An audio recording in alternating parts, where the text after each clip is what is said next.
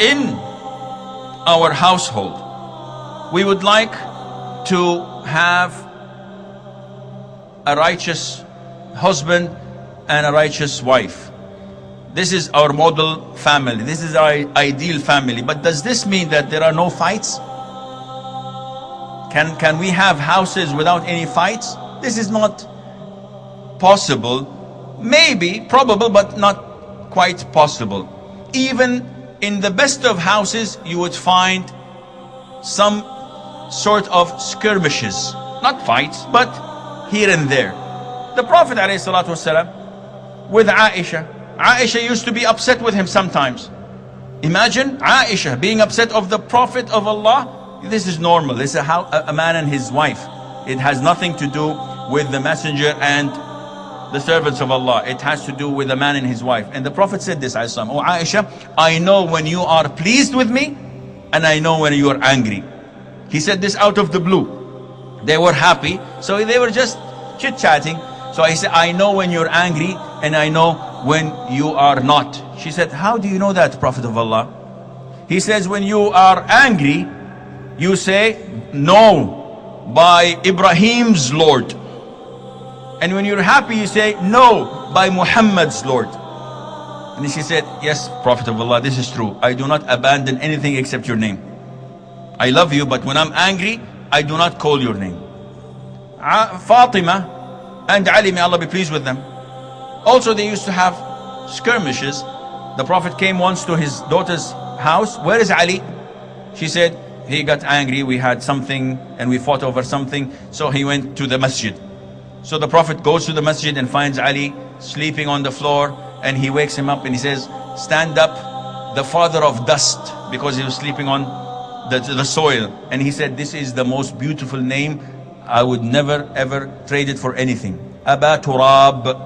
This is his nickname. May Allah be pleased with him. Umar, may Allah be pleased with him.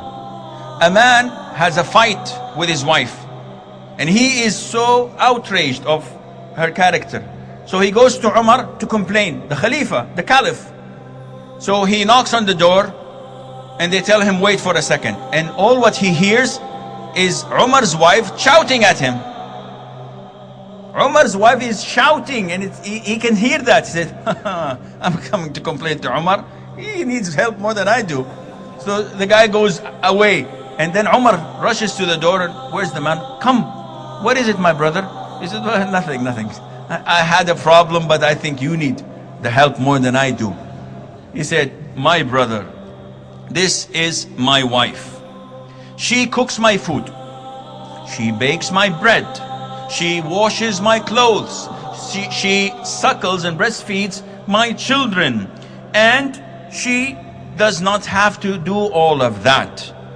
And not only that, my heart is calm, and I don't have to look for haram when she's with me.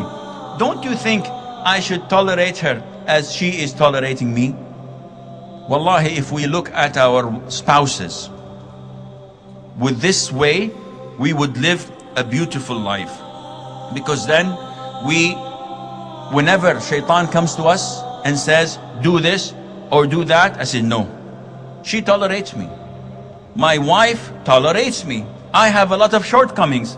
So if she cooks the food that is bad and half burnt and no salt in it, I will eat it.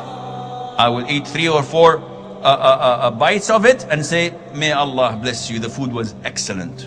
And I'm lying. Why? Because I don't take her out. I don't buy her presents. I am not kind to her.